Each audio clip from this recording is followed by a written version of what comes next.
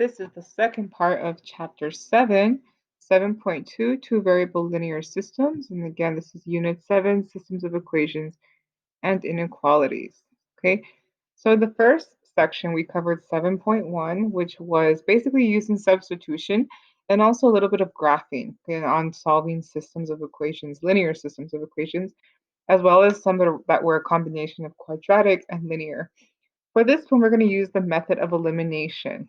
Okay, elimination is basically adding equations together to eliminate one of the variables. And sometimes we do this by changing one of the equations by multiplying by what's called a scalar, okay, or basically a number that's non-zero. So here are the steps. We're going to obtain coefficients for x or y that differ in sign by multiplying all terms of one or both equations. So whenever you multiply something on one side or some term, you have to multiply the entire thing, okay? Sometimes we got to do it to one, sometimes we do it to both. And the idea is that when we add the equations after we've done our changes here, we can eliminate one of the variables by having opposite signs, okay? Once we do that, we can solve the equation from this step here.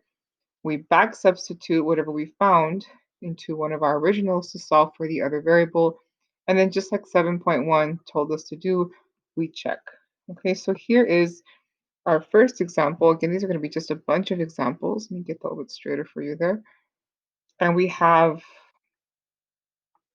2x plus 3y equals 17 and 5x minus y also equals 17. So the first thing I'm going to do for this one is I'm going to rewrite it here underneath. So, that should be a 2.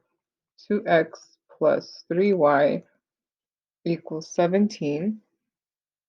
5x minus y equals 17. Now what we want to do is we want to put these two together and add them, okay, so that either the x's are going to give me a 0 or the y's are going to give me a 0. You can see that the way they are now, none of them are going to equal to 0 because 2x plus 5x is 7, and then 3y minus y is 2y.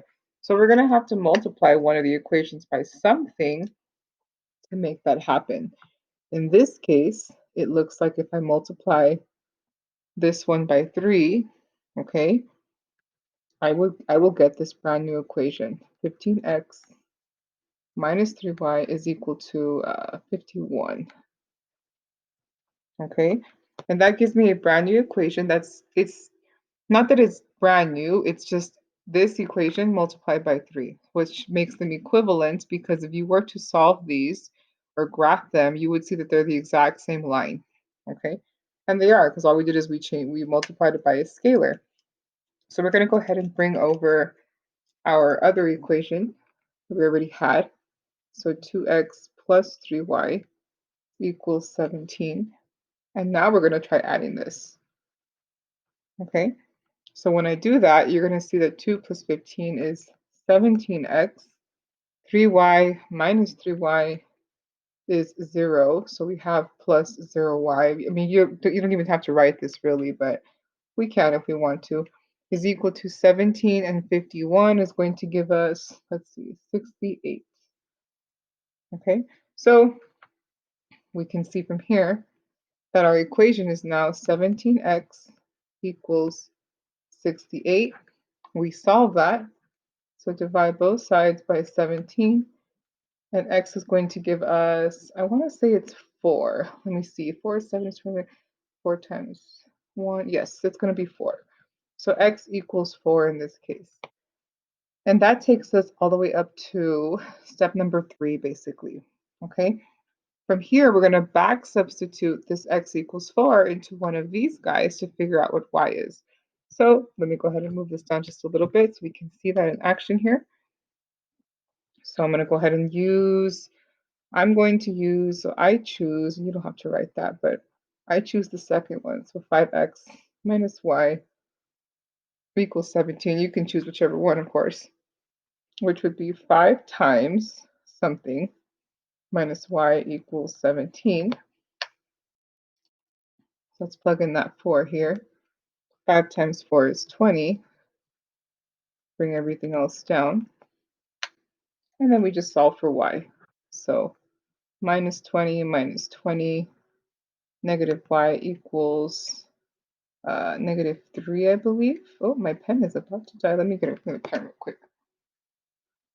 It finally happened. Minus 3, okay? Divide both sides by negative 1. So y is equal to positive 3. And of course, the last step would be to check. So let's go ahead and do that really quickly.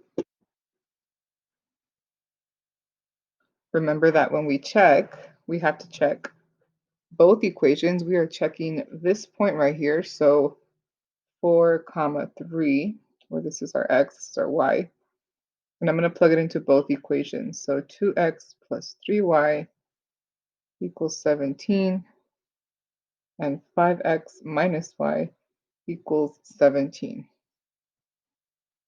Okay, so that would give us 2 times 4 plus 3 times 3 equals 17. 2 times 4 is 8. 3 times 3 is 9. So this one checks out. Over here we have 5 times 4 minus 3 equals 17. 5 times 4 is 20 minus 3. 20 minus 3 is 17. So we are good to go, which means that our solution or point of intersection, I can never say that, is 4 comma 3.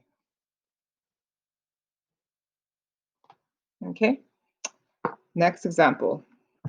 Easy, easy. Just a lot of work, right? A lot of steps. So here we have another system that we're going to use elimination for.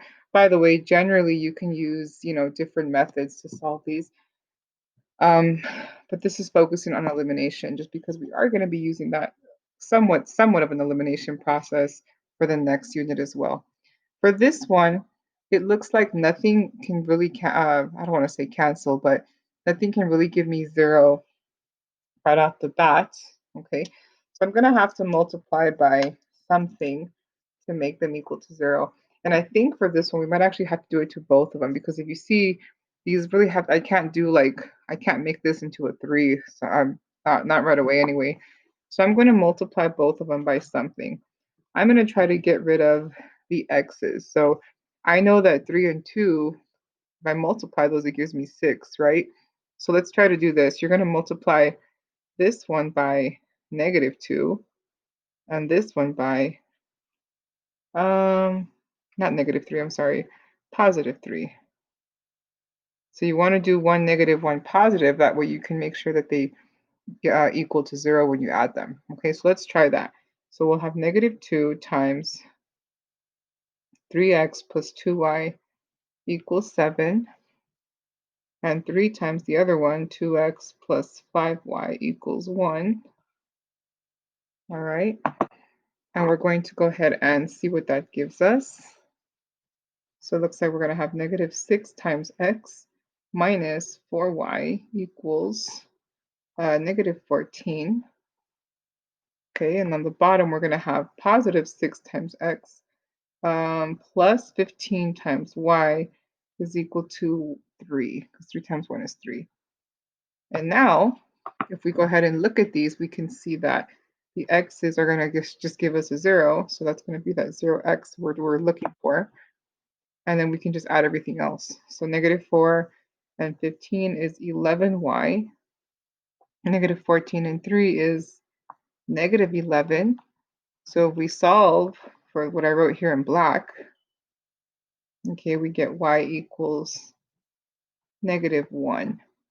Okay, so we can go ahead and back substitute now this guy into one of these two here. So let's just choose the top one just because why not? Okay, so 3x plus 2 times something is equal to 7. And that something is going to be negative 1. Okay, so that's 3x minus 2 equals 7. We solve for x. Add 2 to both sides. 3x is equal to 9. Divide. So x is equal to 3. Okay, so according to this, my solution is 3 comma -1. We're not going to box it up just yet. We want to make sure that this is in fact the answer. So we're going to go ahead and check this really quickly. I know you guys hate the check, but you know what? It's not that bad. We can do math pretty quickly, so it won't take that long. So let's see. 3x plus 2y and 2x plus 5y equals 1. And I'm checking this point up here, 3, -1, x and y. Okay, so 3 times 3 plus 2 times -1 equals 7. That's going to give me 9 minus 2 equals 7. 7 equals 7. Done. Less than a minute. 2 times 3 plus 5 times -1 is supposedly equal to 1. 6 minus 5 equals 1. 1 equals 1. Done. So that means that our answer is correct, and our solution for this system using elimination is 3, -1. Okay, let's try something a little bit more difficult because we can. Okay, example number 3 is some decimal answers, and now people start getting freaked out because they see decimals, right? So let's make our lives easier, and let's change these decimals to something that's a little bit easier to work with. So we're going to multiply by 100, okay? And what that does is it's going to move the decimal over 2 spaces to the right for all of them. So now my newest system is going to be 3x plus 4y equals 75, and then 2x plus 6y equals 90, all because of this handy dandy little trick right here. Okay, so when this happens, something of this sort where all of them are decimals, this might help a little bit. Okay, and now that we have this system, I can go ahead and do the same thing I did before, where I can, multiply by something to get rid of something. And it looks like it's similar to the one we just had. So let me go ahead and do it that way. I'm going to go a little bit faster. I know I'm already going kind of fast, but this should be review, guys. It's been a while, I know. You can always pause the video. That's the great thing about videos. So I'm going to multiply this top one by -2 and this bottom part by +3. And again, to get those numbers, I just did this. Put that one there, put that one there, made one of them negative. Okay, so this is going to give us -6x minus 8y equals -150. The bottom is going to be positive instead. Then plus 18y equals 270. Okay, let's add these up. That's gone. -8 plus 18 is +10. And 270 minus 150, oof, that's going to be 120, I believe. Let me make sure. Yes, I hope I'm right. I hope I didn't mess that up right there. And then we divide both sides by 10. We'll see right now when we do the check. If we did, then I just did my math wrong. So y equals 12. Okay, let's back substitute this into one of our original functions. Now here you might say, well, I have to use this one, right? You could use it if you want to. You could also use this one because they are equivalent. As long as you did whatever you multiplied, one term on this side, as long as you did it to everything, then these are equivalent. Okay, so these are equivalent. They have the same solution set, whatever that solution set is. So let's see, we're going to use the top one. 3x plus 4y equals 75. So 3 times x plus 4 times 12 equals 75. Okay, so 3x plus 48 equals 75. Let's subtract 48 from both sides. And that's going to give us, let me see, 25, 27. Okay. Divide both sides by 3. So x is equal to 9. So according to this, my solution is 9 comma 12. But again, we have to check it, so let's check it first. For this one, I will go ahead and use the original just because I want you to see that it's going to work out. Hopefully it works out. We have 0.03x plus 0.04y equals 0.75. And then 0.02x plus 0.06y equals 0.90. So let's go ahead and plug these in. This is x, this is y. 0.03 times 9 plus 0.04 times 12 is supposedly equal to 0.75. So 0.03 times 9 is going to be 0.27, I believe. Okay, remember 2 decimal spaces, so 2 decimal spaces plus 0.04 times 12 is the same as 0.48. And these two together are supposedly 0.75. So let's see. 8 and 7 is 15, carry the 1. Yep, looks good to me. Check my work if you need to. Other side, 0.02 times 9 plus 0.06, I'm out of space here, times 12 is equal to 0.9. Okay, let me zoom in a little bit here. I know it's getting kind of crowded there. Okay, so this is going to be 0.18 plus 6 times 12. Oh my God, what is that, 75? Yes, 0.75. I had a brain fart there. Sorry, guys. No, 72. What am I saying? 0.72, just testing you, equal to 0.9. You add these two together, we get 0.9 equals 0.9, which is the same as 90. So we are good to go there as well, which means our solution is correct. Okay. Next example, like I said, lots of examples. Looks like we're almost done. Okay. We have some stuff here that I want you just to know because it is kind of a vocabulary thing. Recall, this is back from Algebra 1, back in those freshman years, or 8th grade for some of you. Recall that at least, if you have at least one solution, okay, so here's what this will look like. So if you have something like this, okay, this is considered a consistent system, okay?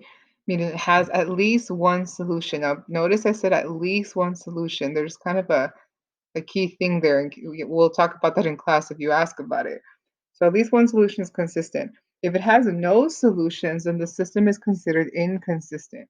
So no solutions will look something like this, where you have two lines, and we kind of saw this in the other chapter here that 7.1, that are parallel to each other, meaning that they have the same slopes, different y-intercepts, but they're never going to actually intersect at all. So this would be an inconsistent system. Okay, so for example number 4, it's just a really, really basic example here.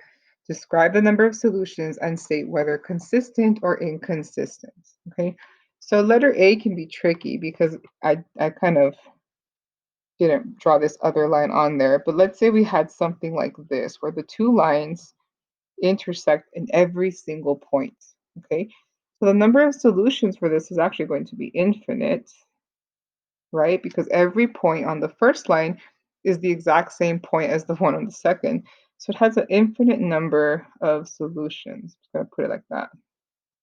Now, according to the consistent inconsistent definition, it has to have at least one solution to be considered consistent. So this does have at least one solution. So this could be considered consistent. Okay, it has more than one actually. Second one, these are supposed to be parallel lines. So this has no solution. And according to what I have up here, this would be an inconsistent system. Okay. Last but not least, we have, let me move this up a little bit and you can't see all of it. There we go. We have this picture here. It looks really close to the one I drew up there. Just a little bit, more to the right. It has one solution. So if it has at least one solution, it is consistent.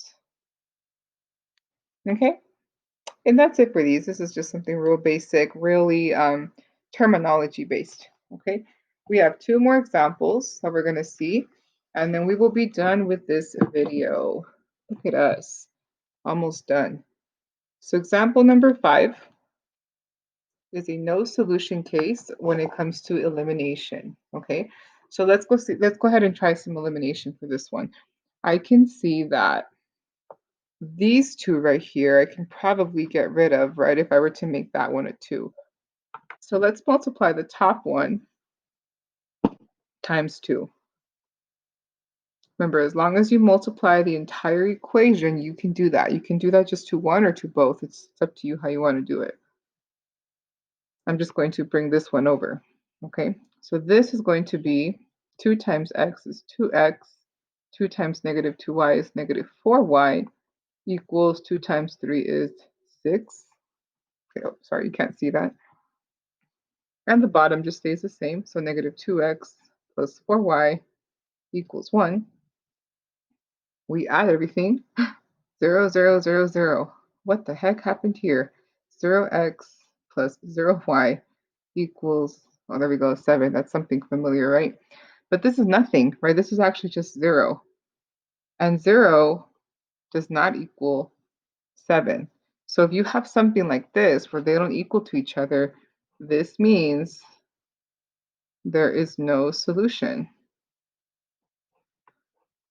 which also means that the lines are parallel and they are inconsistent. This system is inconsistent.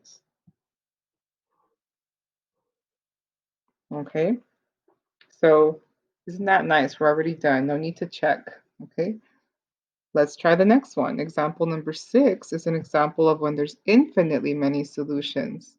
So when this happens, that means that every point on the line, on line 1, is going to coincide with every point, not every point, with its counterpart on line 2, meaning all the solutions are the exact same as each other. They're the same thing. They're the same line. Okay, so let's see what we can do with this one, because there are some fractions involved, and we all know how much you love fractions. Okay, so let's see.